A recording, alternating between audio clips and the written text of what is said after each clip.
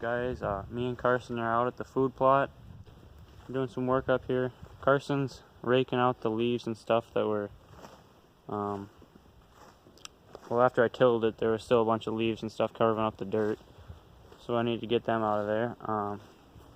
Out here, that's the tree stand that I just built in the video a couple weeks ago, and then I got the other ladder stand here, and I'm gonna move that up this direction. There's an aspen tree up here, and I'm gonna put it up in that tree. That'll give me a shot down to the food plot, and also there's a place where a couple of roads meet, and then that'll give me a shot to there as well.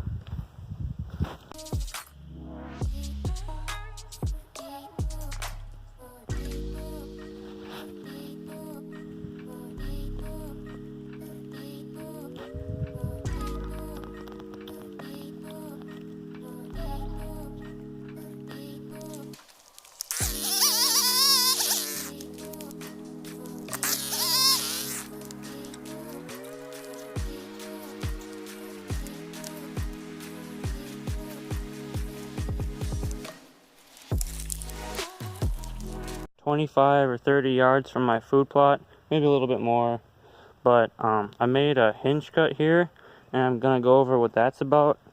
First of all, hinge cuts are mainly used for bedding. Deer like to bed around the ends of it, like down at the top of the tree, but it's also used for food.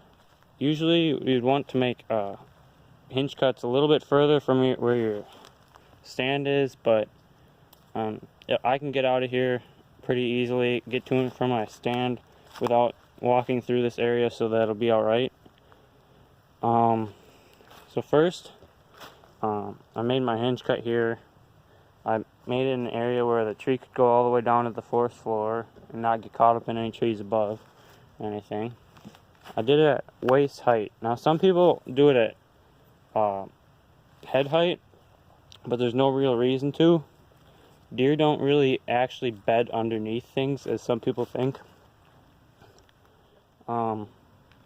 Also, another reason to do that is that after this hinge cut is here a few years, little branches will start at the tree and grow straight up out of it, and deer will eat those, and that's why hinge cuts are good for food for the deer.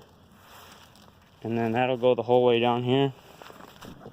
It's best to make hinge cuts at a perfectly level area, but that's pretty hard to find on my property. So this is fairly level, and I'm pretty sure the deer will still bed here.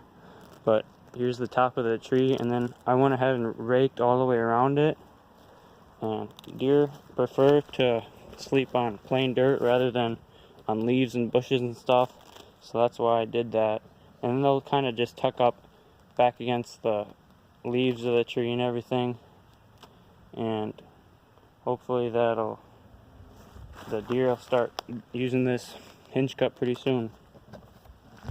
The information that I use to make my property better for deer hunting from a guy named Jeff Surgis, and he actually has a property that's not too far from where I live, but he has a YouTube channel and a business called Whitetail Habitat Solutions, and I'll link his video to hinge cutting down below. He has a lot more information and knows a lot more about it than I do, and I'm just covering the basics. But yeah, go watch his video, and he's got a bunch more videos and tutorials showing how to better build your property for deer hunting. He says that you should have about half an acre, I think it's half an acre of hinge cuts, but I don't really have that much open space to make that. Half an acre would be about like 10 trees hinge cutted, I don't know, but yeah, I don't have that much room for that since my property is pretty dense, so I'm probably gonna do like 4 or 5 hinge cuts, and then I'll call it good. The person found this spot that there was already a bunch of deer beds in, and it was already pretty clear, like there wasn't many leaves or sticks or anything, so we took a couple of little trees and just dropped them, hinge cut them, and then we raked it out even better. And this looks like an ideal spot for deer to bed, and it's also not in a way that it's not in a spot that I would spook them when I'm going to them from my stands. So that's just, so it's in a pretty good spot. Stand that I moved earlier before we started hinge cutting, and it seems like a pretty good spot to me. It's in the middle of all the areas where deer will be traveling around this area. There's the food plot down there, and Carson's still raking it. You can see that other, you can see that other tree stand over there at the north end of the food plot. There's a logging road out here, and it goes kind of like that. You can see where our four-wheelers are. Deer will often travel on that as well. And then from behind where I'm sitting, there's a spot where it's been a very good deer hunting spot in the past. It's on the other side of all these trees, so I'm gonna have to cut a shooting lane in there. And there's a few logging trails that come to a T. That's a very good spot for hunting and very popular for deer. So thank you guys for watching this episode of Folger Outdoors, and please come back next week when we upload our